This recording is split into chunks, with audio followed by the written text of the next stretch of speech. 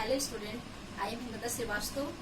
पिछली क्लासेस के अंदर में हमने बात किया था कि मैटर्स क्या है, नॉन मैटर्स क्या है।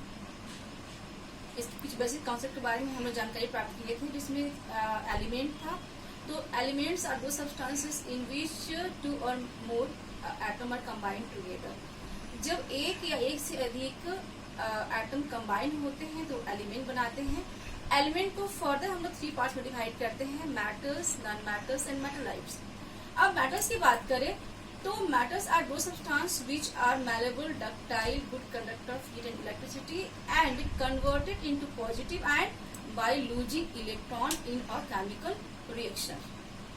मैटर्स वह सब्सटेंस कहते हैं जो कि डक्टाइल होता है, मैलेबल होता है, good conductor of heat and electricity, और वह किसी भी केमिकल रिएक्शन के अंदर में इलेक्ट्रॉन लूज करके पॉजिटिव आयन में कन्वर्ट होता है। अब हम लोग बात करें कि भाई डक्टाइलिटी क्या है। हम ये तो कह दिए कि डक्टाइल क्या है, मैलेबल क्या है। तो हम लोग कह सकते हैं कि malleability are those property of metal in which metals are hammered and after hammer is converted into thin sheets.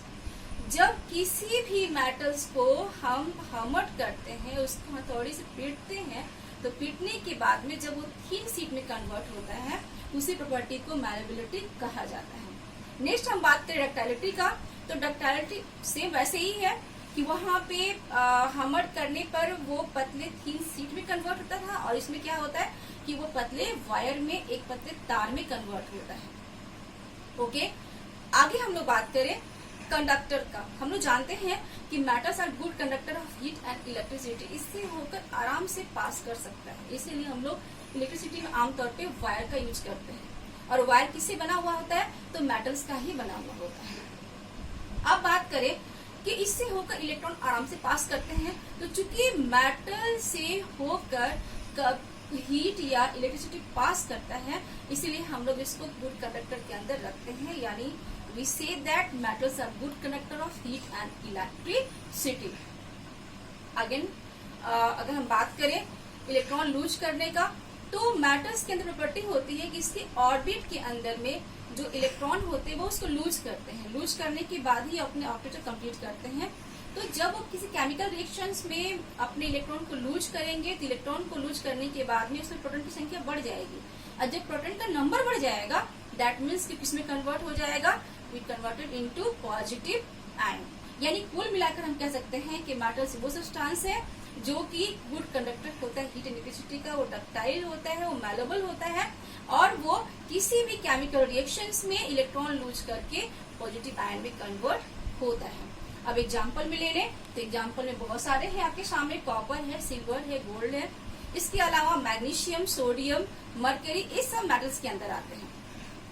कुछ एक्सेप्शन भी हैं, जैसे हम मान सकते हैं सोडियम और पोटेशियम बहुत ही सॉफ्ट होते हैं। इतना सॉफ्ट होते हैं कि आप उसको नाइफ से काट सकते हैं, लेकिन चूंकि वो इलेक्ट्रॉन को लूज करते हैं केमिकल रिएक्शन में, और लूज करने के पॉजिटिव आयन में कन्वर्ट होते हैं, इसीलिए केमिकल प्रॉपर्टी के अकॉर्डिंग उसको किसमें रखा गया है? मेटल के अंदर रखा गया है।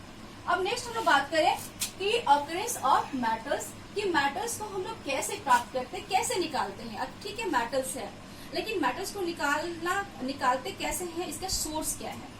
तो मेटल्स का मेनली सोर्स होता है अर्थ क्रस्ट के अंदर में ही पाया जाता है मेटल्स। अगर मेटल्स के जहां से एक्सट्रैक्ट करना वो हमारे सामने आ जाए तो उसको पहचान नहीं पाएंगे। मेनली ये मिनरल्स और ओर से पाया जाता है। तो minerals are those substance in which metals are found in a combined state with many impurities. यानी मेटल्स वैसे, मिनरल्स वैसे सब्सटेंस है जिसके अंदर की कोई मेटल है तो कंबाइंड स्टेट में पाया जाता है, और इसमें बहुत सारी इम्प्योरिटीज, गंदगी भी उसमें रहती है। गंदगी में बहुत सारे ड्राइव्स हो सकते हैं। ओके, हम इसको पहले फाइन इसका डस्ट बनाते हैं। डस्ट बनाने के बाद में इसको अलग अलग तरीका होता है निकालने का, एक्सट्रैक्ट करने का, जो कि हम लोग बाद में पढ़ेंगे अगले क्लासेस के अंदर। ओके, अब हम लोग नेक्स्ट आते हैं ओर्स के ऊपर में।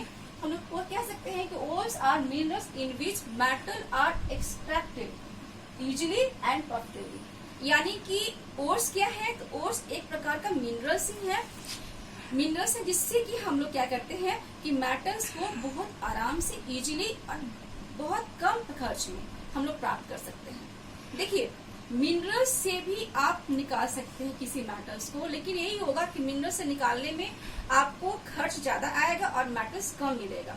लेकिन अगर वही हम ओट्स में देखते हैं तो ओट्स में बहुत ज्यादा मात्रा में मेटल्स होता है और उससे निकालने में हमारा खर्च भी कम लगता है और हमको ज्यादा मात्रा में मेटल्स भी मिलता है। जैसे एग्जाम्पल ले लेते हैं तो एल्यूमिनियम का क्या होता है, बॉक्साइट एंड क्राइलाइट, ये दोनों ओर्स होते हैं जिसमें कि एक बहुत ज्यादा मात्रा में पाया जाता है। आयरन का हेमाटाइट हो गया, ये आयरन पायराइट हो गया। जिंक का जिंक ब्लड एंड कैलामाइन, ये सारे वैसे ओर्स हैं ऐसे जिसमें कि बहुत बड़ी मात्रा में इनके मेटल्स हैं तो वो पाए जाते हैं, और इससे अगर हम निकालेंगे तो कम खर्च में हमारा बहुत ज्यादा मात्रा में मेटल्स मिलेगा। लेकिन अगर वही मिनरल से निकालने जाएंगे तो वो क्या होगा कि हमारा खर्च ज्यादा लगेगा और मेटल्स कम मिलेगा। इस तरह हम कह सकते हैं कि सारे ओर्स तो मिनरल्स हो सकते हैं लेकिन सारे मिनरल्स ओर्स नहीं हो सकते।